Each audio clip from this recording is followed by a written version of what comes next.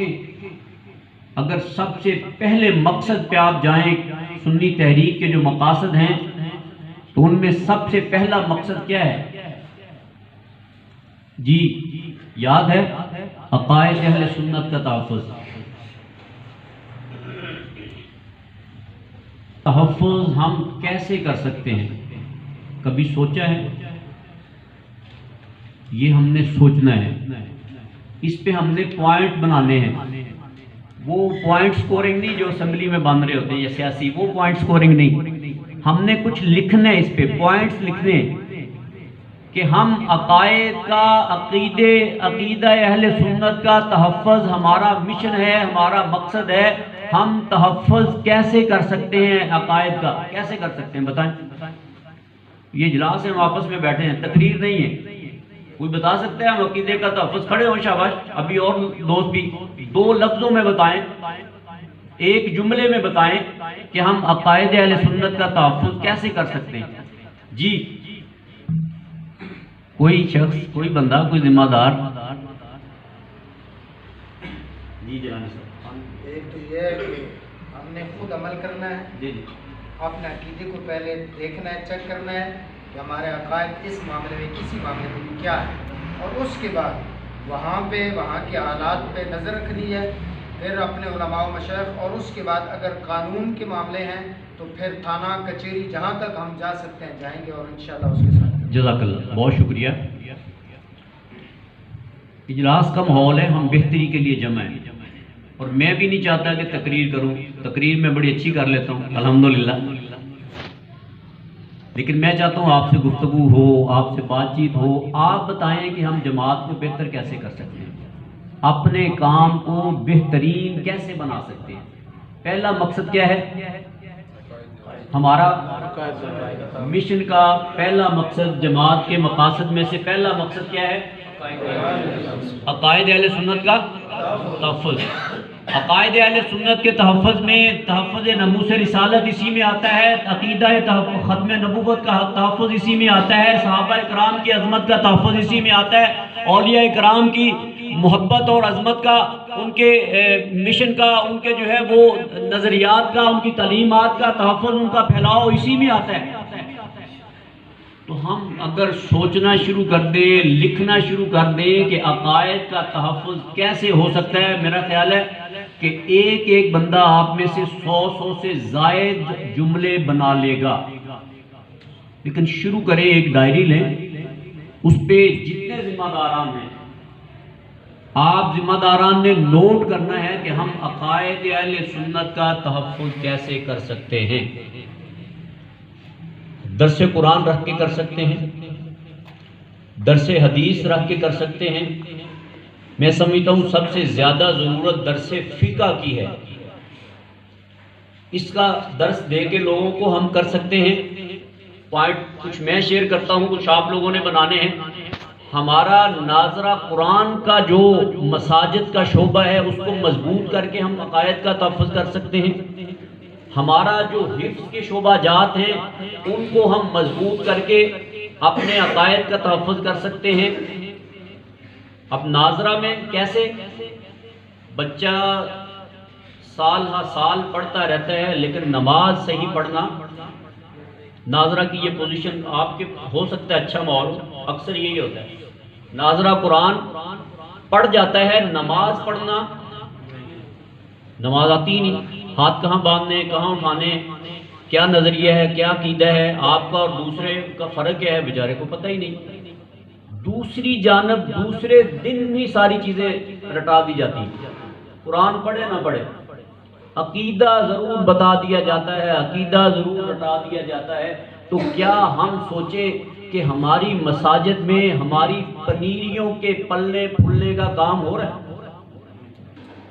تو یہی تو عقائد کا تحفظ ہے، تو ہم تو کر ہی نہیں رہے۔ جب تک ہم عقائد کا تحفظ نہیں کریں گے، جس کا عقیدہ پختہ ہوگا، جس کا نظریہ پختہ ہوگا، وہی آپ کا کارکن ہوگا۔ جس کو نظریات کا ہی نہیں پتا، جس کے عقائد ہی پختہ نہیں، آپ کے ساتھ چل پڑے گا؟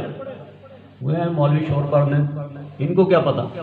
جس کو یہ عظمت رسول صلی اللہ علیہ وسلم کا پتہ ہوگا، جس کو عظمت صحابہ کا پتہ ہوگا، جس کو عقیدہ ختم نبوت کا پتہ ہوگا کہ یہ کیا چیزیں ہیں، یہ نظریات کیا ہیں، وہی تو آپ کے ساتھ چلے گا۔ تو یہ نظریہ پروان کیسے چڑھے گا جب ہم اپنی پنیریوں کی پرورش کریں گے؟ پنیری کہاں موجود ہے؟ ناظرہ قرآن پہ روزانہ کی بنیاد پہ مسجد میں سینکڑوں بچے موجود ہوتے ہیں، ہوتے ہیں کہ نہیں ہوتے؟ صحیح سوچ سمجھ کے بتائیں یا بغیر سوچے سمجھے بتائیں کہ اس پہ ہم نے کبھی توجہ دی ہے؟ اپنے مساجد کے ناظرہ قرآن پہ توجہ دی ہے کبھی؟ خود قاری صاحب توجہ نہیں دیتے ناظرہ قرآن پہ، بچہ بے شک 10 مہینے نہ آئے، 2 دن نہ آئے، 6 دن نہ آئے، ہم پوچھنے نہیں جاتے، پیغام نہیں بچے سے بھجواتے، بچے موجود ہوتے ہیں، ہمسائے سے بچہ آ جاتا ہے، ہم نہیں پوچھتے کہ فلاں کا بچہ کیوں نہیں آ رہا۔ وہ تب پتہ چلتا ہے جب پورا وہ ہو چکا ہوتا ہے کہ وہ تو فلاں مسجد میں چلا گیا تھا، وہاں سے پڑھ بھی لیا اور یہ بھی کرنے لگ گیا۔ پھر ہم خیال کرتے ہیں ہم نے تو کیا ہی نہیں، لیکن پھر بھی بعض جگہوں پہ خیال آ جاتا ہے کہ ہم اپنی پود کو، اپنی پنیری کو سنبھال لیں، مگر اکثر جگہوں پہ پھر بھی خیال نہیں آتا۔ اب حفظ پہ آ جائیں، بچہ 3 سال میں حفظ کرتا ہے، 2 میں کرتا ہے، حفظ تو کر لیتا ہے، نظریہ میں نے درس نظامی کے بچے دیکھے ہیں مکمل پڑھے ہوئے ہیں، اور نظریے پہ ڈٹنے والے کام میں نے ان کے نہیں دیکھے۔ تو قصور کہاں ہے؟ جہاں سے ہماری پنیریاں پلنی ہیں، بڑھنی ہیں، جہاں سے ہم نے اپنی فیکٹریوں سے جو پروڈکشن ہماری ہونی ہے اس پہ ہی کام نہیں ہم کر رہے۔ سکول ہم نے چھوڑ دیے، کالجز ہم نے چھوڑ دیے، وہاں نہ درس قرآن نہ درس فقہ۔ اگر سکول کے بچوں کی تربیتی نشستیں رکھیں، درس قرآن رکھیں، درس حدیث رکھیں، کالج کے بچوں کو درس قرآن، درس حدیث، عقائد و نظریات کا آپ بتائیں، اسلام سے قریب کریں، تو تب جا کے آپ کا نظریہ پروان چڑھے گا۔ جتنے لوگ آپ کے نظریے پہ چلیں گے وہی آپ کی جماعت پہ آئیں گے۔ دوسرا آ سکتا ہے جس کا عقیدہ ہی نہیں ہے وہ کیسے آپ کے ساتھ چل سکتا ہے؟ اس کو تو نظریے کا ہی نہیں پتا۔ آج کے بعد تہیہ کر لیں کہ جتنی ہماری ناظرہ قرآن کی مساجد میں کلاسیں ہیں، امام صاحب قاری صاحب کے پاس بیٹھ کے ہم ناظرہ قرآن کا رجسٹر خود خرید کر قاری صاحب کو دیں گے، یہ لیں ناظرہ قرآن حاضری رجسٹر۔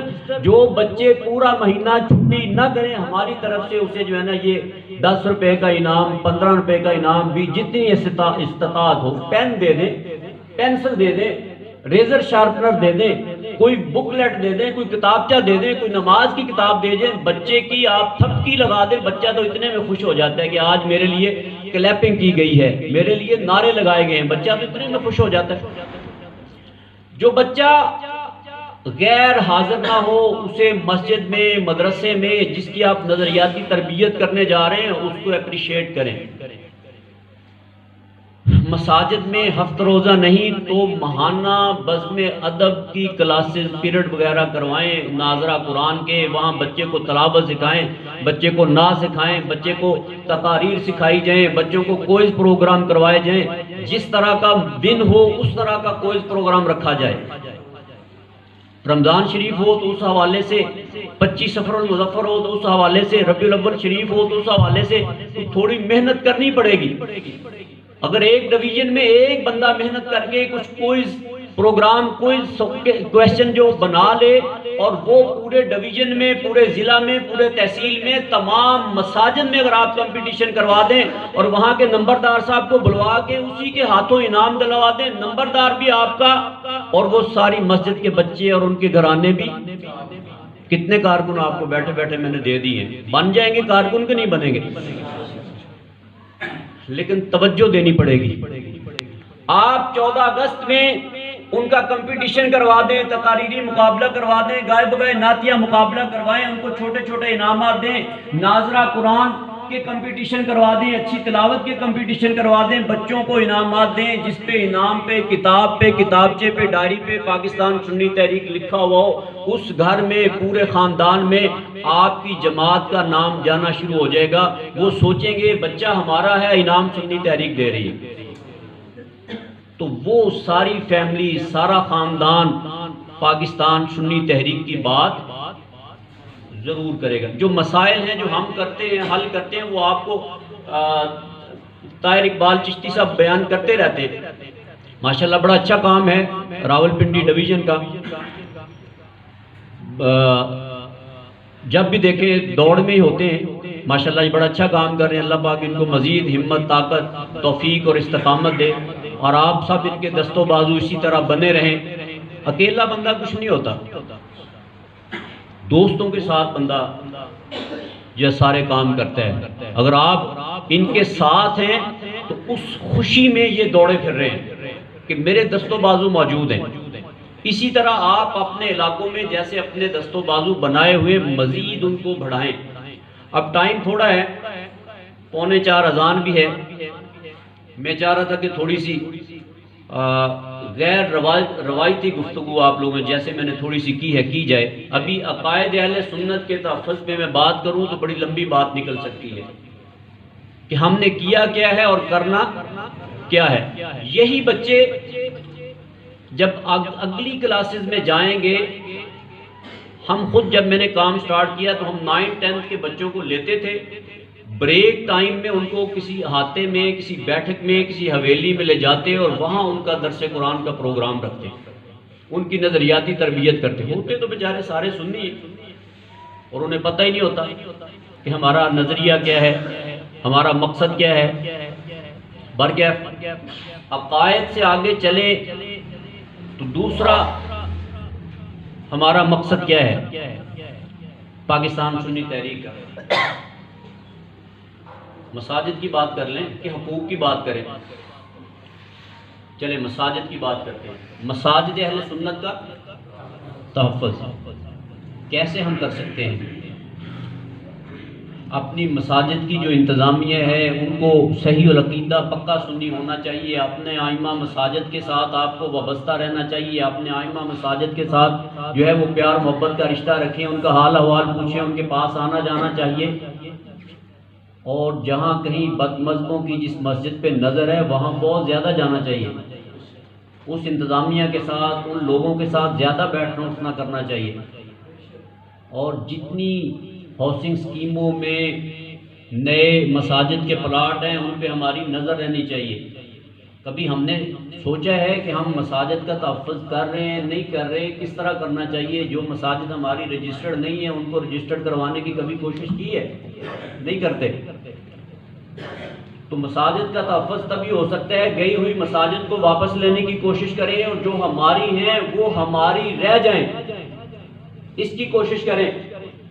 اور آ جا کے ساری باتیں اگر آپ دیکھیں تو جو پہلا پوائنٹ ہے عقائد اہل سنت کا تحفظ اسی پہ آتی ہیں کہ مسجد میں اگر نظریے کا کام ہوگا، مسجد میں اگر عقائد کا کام ہوگا، مسجد میں تربیتی پروگرام ہوں گے، درس قرآن، درس حدیث، درس فقہ ہوگا تو لوگوں کا اخلاص مسجد کے ساتھ بڑھے گا، محبت مسجد کے ساتھ بڑھے گی، تعداد میں اضافہ ہوگا، نمازی زیادہ ہوں گے، ناظرہ قرآن کے بچے زیادہ ہوں گے۔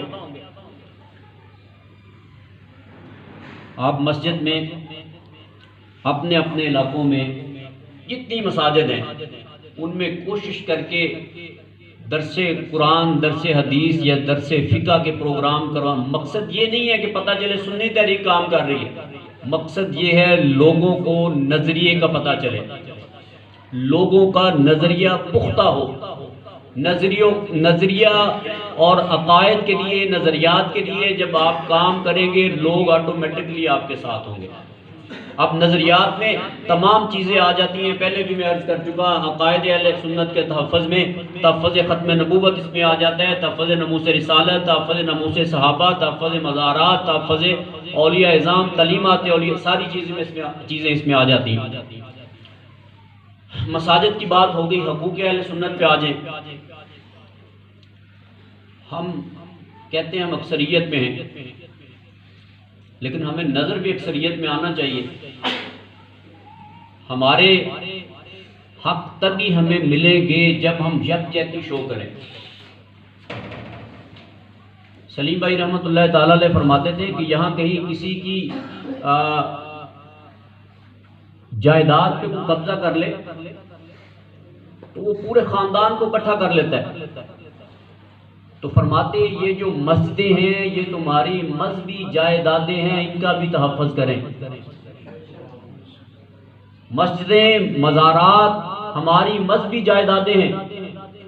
وہ فرماتے جس طرح تم اپنی ذاتی جائیداد کے لیے تن من دھن کی بازی لگاتے ہو، اس لیے اسی طرح مذہبی جائیدادوں کے تحفظ کے لیے بھی تن من دھن لگانے کی کوشش کرو۔ اس کی پلاننگ اگر ہم کر لیں تو میں سمجھتا ہوں بڑی آسانی سے تمام مسائل حل ہو سکتے ہیں اپنے اپنے علاقے میں۔ حقوق کے لیے ہم نے جد و جہد کرنی ہے، وہ بے شک نصاب تعلیم کے معاملات ہوں، وہ میڈیا کے معاملات ہوں، وہ جتنے بھی مسائل ہوں، جہاں پہ ہمیں حق نہیں مل رہا وہ کیسے ملے گا؟ حق کیسے ملے گا؟ اگر کہیں آپ نے مطالبہ منوانا، چشتی صاحب بھی، طاہر اقبال بھائی بھی بات کر رہے تھے، اگر کہیں ہم نے اپنا حق لینا ہے، مطالبہ منوانا ہے، تو کیسے مانا جائے گا؟ کیسے حق مل سکتا ہے؟ قوت دکھانی پڑتی ہے، طاقت دکھانی پڑتی ہے۔ طاقتور لوگ، آپ کھڑے ہونے والے کہیں بھی 500 لوگ جمع کر کے کھڑے ہو جائیں، کسی کی مجال کے آپ کا مطالبہ نہ مانیں، کسی بھی ایسی کے باہر، کسی بھی پریس کلب کے باہر، کسی بھی روڈ پہ 500 لوگ کھڑے ہونے والے تو مطالبے مانے جاتے ہیں۔ ہم نے کون سا کوئی غیر ملکی ایجنڈے پہ کام کر رہے ہیں؟ ہم تو اپنے ملک کے محبت کرنے والے لوگوں میں سے ہیں، ہم پاکستان بنانے والوں کے اولادیں ہیں، ہم ان کے ورثاء ہیں۔ ہم نے تو ساری زندگی پاکستان کی سلامتی کے لیے، اس کے استحکام کے لیے جان مال ہر چیز کی قربانی پاکستان سنی تحریک دے رہی ہے۔ جس جماعت کے 500 کے لگ بھگ شہداء ہوں اور وہ جماعت پاکستان کے کسی کونے چپے میں بھی کسی قسم کی نیگیٹو ایکٹیویٹی نہ کرے تو اس سے زیادہ حب الوطنی کیا ہو سکتی ہے؟ حق لینے کے لیے آپ لوگوں کو ڈٹنا ہوگا، اپنے دوستوں کی تعداد میں اضافہ کرنا ہوگا۔ وہ کیسے کر سکتے ہیں؟ اجلاس سے کریں۔ یہ نہیں ہے کہ چشتی صاحب نے بلوا لیا تو آ گئے۔ اپنے تحصیل کا جو بندہ ہے وہ دیکھے کہ تحصیل میں کتنی یو سیز ہیں، اور وہ سوچے کہ کوئی یو سی میں نے خالی نہیں رہنے دینی، یہاں پہ میری جماعت کا یونٹ نہ ہو۔ یہ طاہر اقبال چشتی صاحب یا نظامی صاحب یا جیلانی صاحب یا چکوال والے ہمارے بھائی قاری صاحب کا کیا نام تھا، وقار الحسن صاحب ہیں، یہ جتنے ذمہ داران کو ذات کا کام لیتے ہیں، کو ذات کی بات کرتے ہیں، کہتے ہیں کہ جناب میرے نعرے مارو، نظریے کے لیے بلاتے ہیں نا، عقائد کے لیے بلاتے ہیں، حقوق اہل سنت کے لیے بلاتے ہیں، تو وہ یو سی میں تحصیل سطح کا جو صدر ہے، ذمہ دار ہے، انچارج ہے، وہ یو سی سطح تک اپنی جماعت کے مقاصد کو، اپنی جماعت کے پیغام کو، اپنے نظریے کے فروغ کے لیے یو سی سطح تک کے پروگرام کرنے کے، اجلاسز کرنے کے، چھوٹے چھوٹے نشستیں کرنے کا اہتمام کرے گا تو آپ کا پیغام عام ہوگا۔ اور یو سی والا ایک یو سی میں، ہمارے علاقوں میں گاؤں ہوتے ہیں، گاؤں دیہاتوں میں ایک یو سی میں 5-5 6-6 گاؤں آ جاتے ہیں، تو وہ یو سی والا سمجھے کہ ہر گاؤں میں، اور ہر گاؤں میں 5-5 6-6 مساجد ہوتی ہیں، اور وہ گاؤں والا سمجھے کہ میں نے ہر مسجد پہ یونٹ بنانا ہے تاکہ اس مسجد کے نگران وہ یونٹ والے ہوں۔ تو اگر آپ ذمہ داران کی تعداد کا یہ اندازہ کر لیں، ایک گاؤں میں اگر 6 مساجد ہیں، 5 مساجد ہیں، تو 5 رابطہ کمیٹی کے اراکین ہوں تو ایک یونٹ میں، ایک گاؤں میں کتنے ذمہ داران ہوں گے؟ کتنے؟ صاحب آپ کا بھی کمزور ہی لگ رہا ہے میری طرح۔ 5 ایک یونٹ میں مساجد ہیں۔ تقریر نہیں میں کر رہا، یہ میں ویسے باتیں کر رہا ہوں، سپیکر آڑے آ رہا ہے شاید اس وجہ سے۔ 5 کمیٹی کے رکن ہیں تو 5 ایک یونٹ میں مسجدیں ہیں، اور آپ نے 5 یونٹ کے 5 اراکین چن لیے، کتنے ذمہ دار ہو گئے رابطہ کمیٹی کے؟ اور یو سی میں 5 یونٹ تھے، ہر یو سی میں 5 یونٹ تھے، 5 یونٹوں میں 25 لوگ ہوئے تو کتنے لوگ ہو گئے؟ 125 آپ کو ایک یوسی سے ذمہ داران مل جاتے ہیں، اور ایک تحصیل میں اگر 30 یوسیز ہوں تو کتنے ذمہ داران ہو گئے؟ 5 بندے ہماری یونٹ سے لے رہے ہیں، یونٹ سے، اور ایک یوسی میں 125 ہو گئے، اور 125 کو 30 سے ملٹیپلائی کریں کتنے ہو گئے؟ 3000 بندے کہ نہیں؟ 3000۔ یہ ایک تحصیل میں آپ کو کتنے کارکن مل جاتے ہیں؟ کم از کم 3000۔ اور اگر آپ 3000 نہیں 1500 کی بھی ایوریج نکال لیں ہر تحصیل میں، تو پنڈی ڈویژن میں کتنی تحصیلیں ہیں جی؟ 8-10 تو ہوں گی، 20 تحصیلیں ہیں۔ اگر 1500 اور آپ اس کو ملٹیپلائی کرتے ہیں 2 پہ، 1500 15000 اور 15 کو 2 پہ، تو کتنے ہو گئے؟ 30,000۔ یہ میں نے ہاف کی لیس کر کے کیا ہے۔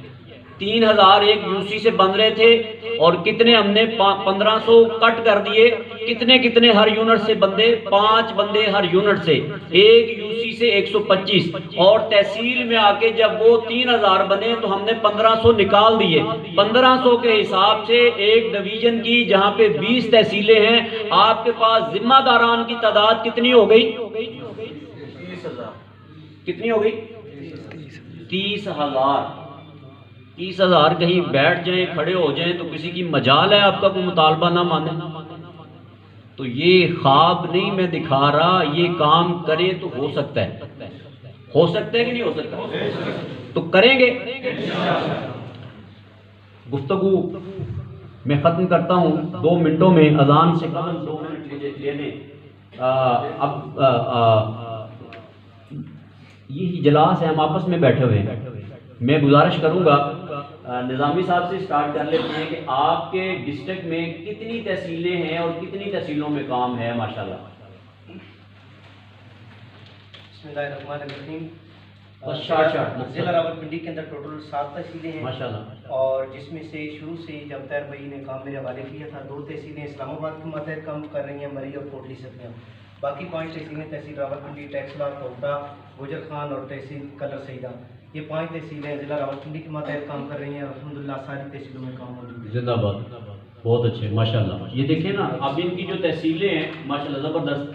مقصد یہ ہے کہ جو ان کے تحصیل ذمہ داران ہیں، اب وہ سوچیں کہ ہماری یوسیز کتنی ہیں، تب کام ہوگا نا۔ یہ تو کہہ رہے ہیں، اپنا پیغام دے رہے ہیں، اگر آگے نیچے والے تحصیل ذمہ داران اپنی ڈیوٹیز نہیں نبھائیں گے تو کام ہو جائے گا؟ نہیں ہوگا۔ اسی طرح اٹک میں جیلانی بھائی کتنی تحصیلیں ہیں؟ کوئی بات نہیں، اگر کام کسی تحصیل میں نہیں بھی ہے تو ہم آپس میں بیٹھے ہیں، ہم نے بہتری کے لیے بیٹھے ہیں، اس کو ہم نے اپنے کام کو بڑھانے کے لیے سوچ بچار کے لیے بیٹھے ہیں۔ جی جیلانی بھائی۔ بسم اللہ الرحمن الرحیم۔ ضلع اٹک کی 6 تحصیلیں ہیں ماشاءاللہ، اور 2 میں ذرا بہتر تھا کام، تیسری میں پچھلے سال ماشاءاللہ، اس سال 2 تحصیل میں مزید کام شروع کر دیا۔ ماشاءاللہ، ایک تحصیل میں زندہ باد۔ وہ کوشش کریں کہ جن تحصیلوں میں کام نہیں ہے، تحصیلوں والے بھی بیٹھے ہیں ذمہ داران، وہ بھی بیٹھے جیلانی بھائی، وہ بھی، اور جن ضلع کی تحصیلوں میں نہیں ہے وہ، اور جن تحصیلوں کی یوسیز میں کام نہیں ہے یا علاقوں میں یونٹوں میں نہیں ہے، اگلے 3 ماہ تک اپنا کام مکمل کر لیں۔ میں چاہوں گا کہ اگلا اجلاس اپریل میں ہو، 3 ماہ بعد، اور یہ اس کی حدود و قیود سے ہم ماورا ہو کے مائک کی آپس میں مل بیٹھ کے ایک دائرے میں بات کریں گے، ہر بندہ اپنی رپورٹ اپنی بات کر سکتا ہے، تاکہ ہم کام کے بڑھانے کی بات کریں۔ یہ تو اچھی بات ہے، یہ چیز بھی ہے، لیکن ایک دن ایسا ہو جس دن ہم آپس میں آمنے سامنے ایک دوسرے کو جواب دے ہوں، بتا سکیں ہمارا کام کیسا تھا، کیسا ہو گیا، اگلا ٹارگٹ کیا ہوگا۔ ٹھیک ہے، اسی طرح نظامی صاحب سے، جیلانی صاحب سے، وقار الحسن بھائی سے میں گزارش کروں گا، آپ اپنے مہینوں کے 3 ماہ کے شیڈول سیٹ کریں کہ کس کس تحصیل میں آپ نے اجلاس کرنے ہیں. طاہر بھائی اپنے اضلاع کے شیڈول سیٹ کریں گے, کس کس اس ضلع میں اجلاس ہوگا, اس کو ترتیب وائز طے کر دیں کہ ہر تحصیل میں اتنے مہینے بعد یا 2 بعد یا 3 بعد آپ نے اجلاس کرنے ہیں. وہ ہر صورت ہو, میٹنگ میں آپ اپنے ٹاسک کو ریویو کریں کہ کام کتنا تھا, کتنا ہم نے کر لیا, کتنے علماء سے رابطے ہوئے, کتنی مساجد کو ہم نے دیکھا, کتنے بچوں کو ہم نے تبلیغ کی, کتنے جو ہے ہم نے نوجوانوں کو ٹچ کیا, کتنے جو ہم اسکولوں کالج میں کام کیا, کتنے مدارس میں ہم نے کام کیا. کام کے لیے تو وسیع میدان پڑا, جہاں مرضی آپ کر سکتے ہیں. وقار الحسن بھائی نے اپنی تقریر کے دوران بتا دیا تھا, اور یہ نئے بھی ہیں, پرانے جو احباب ہیں کوشش کریں, کوشاں رہیں کہ تمام اپنے اپنے ایریاز میں کام کو, اپنے اپنے کام کو ہم مکمل کریں. آخری باتیں تو بہت زیادہ تھی, اگر ٹائم زیادہ ہوتا تو زیادہ مزہ آتا. آئندہ انشاءاللہ صحیح. قبرستان آپ نے دیکھے ہوں گے, ہر کسی کے قرب و جوار میں بڑے بڑے قبرستان ہیں. کوئی ایک بندہ بتائے جس کے قریب بہت بڑا قبرستان ہے اور کتنے مردے وہاں دفن ہیں. 2000 4000 کہ زیادہ اس سے ہوتے ہیں. 10 ہزار کا قبرستان ہوتا ہے, اور ان میں سے کتنے لوگوں کو آپ جانتے ہیں؟ کسی کو نہیں. کوئی یاد رہا سوائے دادے کے یا دادی کے یا نانے کے یا نانی کے, پڑنانا یا پڑدادا بھی ہمیں یاد نہیں رہتا, اور ماں باپ بھی 4-6 سال گزر جائیں تو یاد نہیں رہتے. تو یاد رکھ لیں, یاد اسی کو رکھا جاتا ہے جو کوئی کردار ادا کر کے جاتا ہے. غازی ممتاز قادری کسی کی پھوپھی کا بیٹا ہے, غازی المدین شہید کسی کے ماموں کا بیٹا ہے, سلیم قادری شہید ہمارا خونی رشتہ دار تھے, وہ عباس قادری شہید کا آج ہم نام لیتے ہیں تو ہمارے رشتہ دار تھے. افتخار بٹی صاحب, اکرم قادری صاحب, مولانا شاہ منورانی صاحب, مولانا عبدالستار خان نیازی صاحب, جتنے ہمارے اکابرین جا چکے ہیں, ہمارا خونی رشتہ, تو آج ہم ان کو کیوں یاد کر رہے ہیں؟ وجہ کیا ہے؟ انہوں نے کام کیا ہے, کردار ادا کیا ہے. اگر ہم بھی کردار ادا کریں گے تو کوئی ہاتھ اٹھا کے دعا کر دے گا, نہیں تو ہزاروں کی طرح جو قبرستان بھرے پڑے ہیں قبریں, ہمیں بھی کوئی یاد آج سے تہیا کر لیں. داتا گنج بخش علی حجویری رحمۃ اللہ علیہ کے مزار پہ صبح و شام رونقیں ہوتی ہیں, گھر بیٹھ کے ہو گئی. انہوں نے کام کیا, تبلیغ کی, لوگوں کا نظریات, لوگوں کے نظریے کو بیدار کیا, ریاضت و عبادت کی, اور تبلیغ اسلام کر کے لوگوں کو مسلمان کیا. آج آ کے بات اگر آتی ہے تو نظریات کے فروغ کی ہی بات آتی ہے. جس کا نظریہ پختہ ہوگا وہی آپ کا ورکر ہوگا, اور نظریے کے پختگی کے لیے آپ نے کام کرنا ہے, اور کام کرنے کے لیے وقت دینا پڑے گا. گھر بیٹھ کے سرخرو نہیں ہو سکتے. شاعر کہتا ہے اپنے لہو کا ایندھن بنانا پڑتا ہے, پھر کہیں اطراف سویرے ہوتے ہیں. جن قوموں کی نیندیں گہری ہوتی ہیں اکثر ان کے وقت اندھیرے ہوتے ہیں, اور جو یاد نہ رکھیں اپنے اسلاف کی قدریں, اس قوم کے بچے گونگے بہرے ہوتے ہیں. اور کون کرے گا متزلزل وہ بنیادیں, کون کرے گا متزلزل وہ بنیادیں جن پہ نقش ایمان کے گہرے ہوتے ہیں. میری راول پنڈی سے بے بہا وابستگیاں ہیں. 2006 سے قبل مجھے راول پنڈی میں وال چاکنگ کا بھی شرف حاصل ہے. میں بٹی صاحب کے ساتھ, یہ ڈوگ سجدہ تھا, یہ پتہ نہیں کون سا, سرفراز بھائی ایک تھے ان کے علاقے میں, ڈوگ سسو شاید, وہ بٹی صاحب نے اور میں نے کہنا عباس بھائی بھی ادھر ہوتے تھے, مہینوں ہم آ کے یہاں رہتے, پنڈی اسلام آباد کراچی میں مسائل ہوتے, یہاں ملاقاتیں ہوتی. بات ختم کر رہا ہوں مجھے, ٹھیک ہے چلیں, یہ تو ہولڈ ہو تو یہ تو ہوتا ہے نا. اچھا, وہ ہم نے اجلاس میں نے لیے جا کے کہ یار چاکنگ کریں. اس وقت پابندیاں نہیں ہوتی تھی, وہ چاکنگ کریں گی نا جی, آج کرتے ہیں کل کرتے ہیں. میں نے بٹی صاحب کو کہا جی کل چاکنگ ہو جائے گی انشاءاللہ. اچھا کیسے؟ رنگ لیا جناب, بنایا, اور رات کو جام تھا اس ایریے میں, رات کو ہم نے چاکنگ کر دی. سو کے جا کے رات کو چاکنگ کی دن سوئے جب اٹھے نا تو کالیں آ رہی ہیں ہمارے، پوچھ رہے ایک دوسرے یا رات کو چاکنگ کس نے کی ہے، رات کو چاکنگ کس نے کی ہے۔ مطلب بعض ساتھ کام کو اٹھانے کے لیے، بڑھانے کے لیے جب آپ کے ذمہ داران نہیں بھی جاگ رہے ہوتے تو خود تھوڑی سی ایفرٹ کرنی پڑتی ہے تاکہ ان کو تھوڑا سا محسوس ہو، فیل ہو کہ یار یہ ہم نے نہیں کیا تو کوئی کر گیا ہے۔ 2006 سے پہلے کافی آنا جانا، یہاں پہ بے شمار مظاہرے، کمیٹی چوک میں، پریس کلب کے باہر، پنڈی، اسلام آباد کے سارے اخبارات کے دفاتر میں نے وین اور بس پہ جو ہے نا وہ گھومے ہوئے، جب عباس بھائی رحمۃ اللہ تعالی علیہ کے دور میں ملتان کے اخبارات کے دفاتر میں نے گھومے ہوئے، لاہور کے اخبارات کے دفاتر میں نے گھومے ہوئے۔ الحمدللہ میں نے سلیم بھائی رحمۃ اللہ علیہ کی محبت و شفقت بھی سمیٹی ہیں، اور عباس بھائی رحمۃ اللہ تعالی علیہ راتیں ان کے ساتھ جو ہے نا یہاں اسلام آباد، پنڈی، جہاں بھی عباس بھائی رحمۃ اللہ تعالی علیہ آتے حاضری میں دیتا۔ یہاں 2000 میں یا 1999 میں وزارت داخلہ کا جو اجلاس ہوا تھا سلیم بھائی کے ساتھ، مجھ نچیز کو وہاں اجلاس میں بیٹھنے کا بھی شرف حاصل ہوا۔ یہ آپ بتانے کا مقصد یہ ہے کہ میں پرانا بابا بات یہ ہے کہ آج بھی جذبے جواں ہیں، کام کر رہے ہیں، مشکلات بھی اٹھائی ہیں، جیل بھی دیکھی ہے، صعوبتیں بھی برداشت کی ہیں، مگر نظریے کے فروغ سے پیچھے نہیں ہٹے، اپنی جماعت کے مشن سے، اپنی جماعت کے پیغام کو آگے بڑھانے سے پیچھے نہیں ہٹے اور نہ ہٹنا ہے۔ مشکلات تو آتی ہیں، سلیم بھائی فرماتے تھے کہ ذاتی مسائل میں سنی سب کچھ برداشت کر لیتا ہے، کوئی مسلک میں پکڑا جائے تو شور مچ جاتا ہے۔ تو یہ نظریے کے فروغ کے لیے ہم نے کام کرنا ہے۔ جب یکجہتی ہو، کام زیادہ ہو تو پھر کوئی میلی آنکھ بھی نہیں دیکھتا، وہ اور ہی ہوں گے کم ہمت جو ظلم و تشدد سہ نہ سکے، تقدیر کے دھاروں میں بہہ کر روح داد صداقت کہہ نہ سکے۔ یہ چشم فلک نے دیکھا ہے طاقت میں جو ہم سے بڑھ کر تھے، سنی تحریک کا طوفان جب اٹھا تو وہ مد مقابل رہ نہ سکے۔ صلاۃ و سلام کا ایک شعر، مصطفیٰ